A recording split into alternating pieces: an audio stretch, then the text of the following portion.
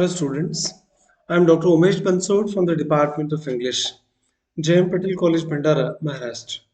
In today's lecture, we shall talk about introductory part of Macbeth, a drama by William Shakespeare.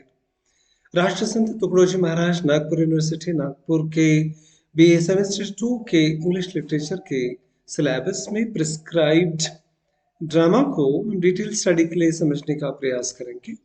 William Shakespeare की जो जाने मानी tragedies है, the most famous tragedies by William Shakespeare, उसमें Macbeth ये one of the most famous tragedies है। Introductory part में हम समझने का प्रयास करेंगे कि विलियम शेक्सपियर ने किस प्रकार से मैकबेथ ड्रामा लिखा और किस प्रकार से ये ड्रामा बेस्ट ट्रेजेडीज में शुमार हुआ। William Shakespeare was a versatile writer of the Elizabethan era 1558 से लेके 1603 तक, जिस समय को हम एलिजाबेथन ईरा के नाम से जानते हैं, ये उसी दौर के सबसे बड़े राइटर के रूप में भी हम विलियम शेक्सपियर को जानते हैं। This age was the golden age that was considered to have reached the height of the English Renaissance. English renaissance के सर्वोच्च शिखर पर पहुंचने का ये समय है और 16वीं शताब्दी को और स्पेशली एलिजाबेथन इरा को हम गोल्डन एज के नाम से जानते हैं लिटरेचर में, इन विच seafarers exploring the world through voyages leading to exciting discoveries, poets and dramatists achieving excellence in their respective areas, music and other arts reaching new heights, all added to its richness and variety. ये Renaissance की culmination का दौर है, सर्वोच्च शिखर कहाँ जा सकता है, और बहुत सारे समुद्री सफर पर इस जमाने में डिस्कवरीज के लिए लोग निकले हैं। कई सारे पोएट्स ने, ड्रामेटिस्ट ने बहुत सारे बेहतरीन ड्रामा लिखे हैं। ये वही दौर है जब बेन जॉनसन, क्रिस्टोफर मार्लो जैसे ड्रामेटिस्ट भी हुआ करते थे। म्यूजिक और न जाने कितने सारे फील्ड्स में लोगों ने महारत हासिल कर ली थी। William Shakespeare was born in the year 1564, 1564 में जन्म हुआ, 16वीं शताब्दी, in the village of Stratford upon Avon in the county of Warwickshire. The tragedy of Macbeth, or simply Macbeth, was written in the third period that extends from 1601 and 1608. 1601 से 1608 के दरमियान Macbeth ये drama लिखा गया था। आप इसे the tragedy of Macbeth कहिए या फिर सिंपली मैकबेथ कहिए, ये उनके फेमस ट्रेजेडीज में से एक ट्रेजेडी है।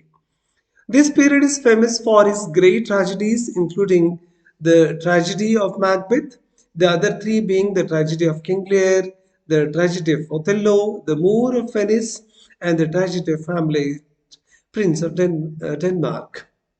ऐसे कुल मिलाकर कुछ इम्पोर्टेंट ट्रेजेडीज के लिए ये दौर जाना जाता है। And like all major tragedies, Macbeth too has one single commanding male character who lends his name to the play. बाकी जब ड्रामा के जूलियस सीजर हो या किंग लियर हो या हैमलेट हो, इन सारे ड्रामास की बहुत सारी खूबियां है, पर एक खासियत ये भी है कि इन ट्रेजेडीज में एक सिंगल मेल कैरेक्टर डोमिनेटिंग है। And Macbeth is also known for his dominating character Macbeth, and the entire drama also is named after the character, and therefore Macbeth becomes an important drama for us to discuss. All four of these tragedies end with deaths and destruction of the lives of the majority of their characters. बहुत basically हमने background को जब पढ़ने का प्रयास किया तो tragedies क्या होती है और कॉमेडीज किसे कहते हैं, इसके बारे में हमने समझने का प्रयास पिछले लेक्चर्स में किया था। ट्रेजेडी का सिंपल मतलब है कि जिस कहानी के अंत को हम दुखद मानते हैं, और कॉमेडीज जो खुशी के साथ में ड्रामा खत्म हो जाते हैं हैप्पीली एंडिंग अगर है तो समझ लेना कॉमेडी है, और ट्रेजिक एंडिंग है तो ट्रेजेडी है। इस लिहाज से मैकबेथ ट्रेजेडी की श्रेणी में आती है। Shakespeare's unique contribution to drama is making dialogue and expression more natural. William Shakespeare का सबसे बड़ा कंट्रीब्यूशन जो इंग्लिश ड्रामा को जाता है, उन्होंने एक्सप्रेशंस को, डायलॉग्स को बहुत ही यूनिक तरीके से और बहुत नेचुरल तरीके से पेश करने का प्रयास किया। He is considered a master of dramatic dialogue के रूप में उन्हें मास्टर्स माना जाता है। And although he used both prose and blank verse in his play, he did not follow the model of the blank verse closely. एक बात समझने लायक, विलियम शेक्सपियर बहुत सारे डायलॉग प्रोज फॉर्म में यूज करते हैं और बहुत सारे dialogue blank verse poetic forms में यूज करते हैं, पर बहुत ज्यादा उन्होंने ब्लैंक वर्स का यूज नहीं किया है, as that would have made his plays monotonous and undramatic. William Shakespeare जैसे ड्रामेटिस्ट इस बात को बेहतर तरीके से जानते थे कि आम लोग पोएटिक भाषा नहीं बोलते, इसलिए आम लोगों की भाषा को अलग से डील किया।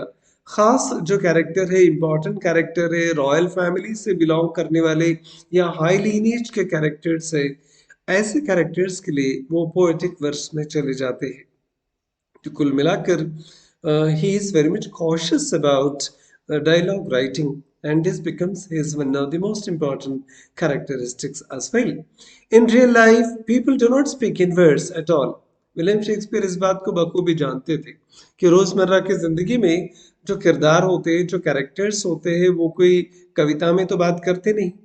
Shakespearean blank verse has a special rhythmic quality that heightens the effect of drama and keeps it close to the regular language or speech that is under the stress of powerful emotions.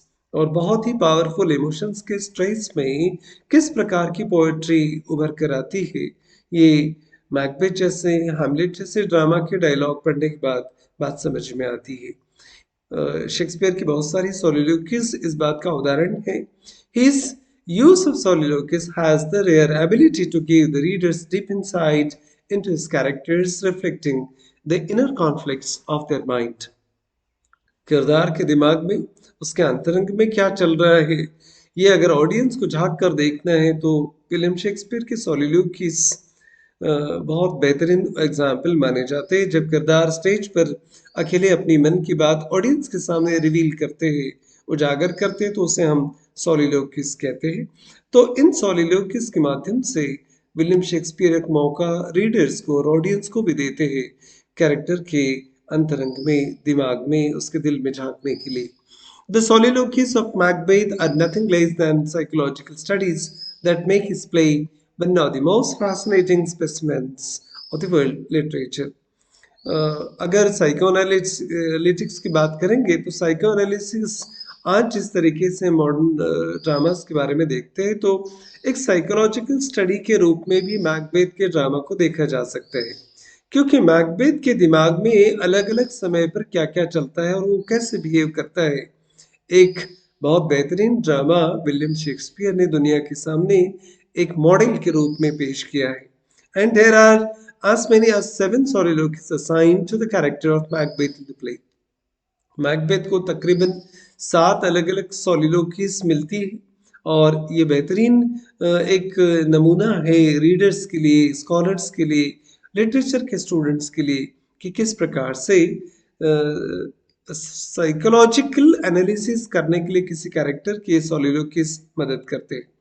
Out of this 4 are exceptionally well known. इस 7 में से 4 तो बहुत बेहतरीन सोलिलोक्वीज मानी गई है, and these soliloquies are essential for the development of character of a tragic protagonist. एक ट्रैजिक कैरेक्टर के रूप में कैरेक्टर का किरदार एक्सप्लोर करने के लिए ये सारी चीजें इंपॉर्टेंट होती है। तो कुल मिलाकर शेक्सपियर का मैकबेथ ये ड्रामा ट्रेजेडी के रूप में हमें बहुत सारी खूबियों से रूबरू कराने वाला है। तो उम्मीद करते हैं कि एक ब्रीफ इंट्रोडक्शन आपको मैकबेथ के बारे में थोड़ी बहुत जानकारी बिल्कुल मुहैया कराएगा, उपलब्ध कराएगा। अगले लेक्चर में हम विलियम शेक्सपियर के मैकबेथ को और एक्सप्लोर करने का प्रयास करेंगे। आज के लिए इतना ही। Thank you very much for watching this video. This video is also available on YouTube, Grammar Planet by Dr. Umesh Bansood. Thank you very much.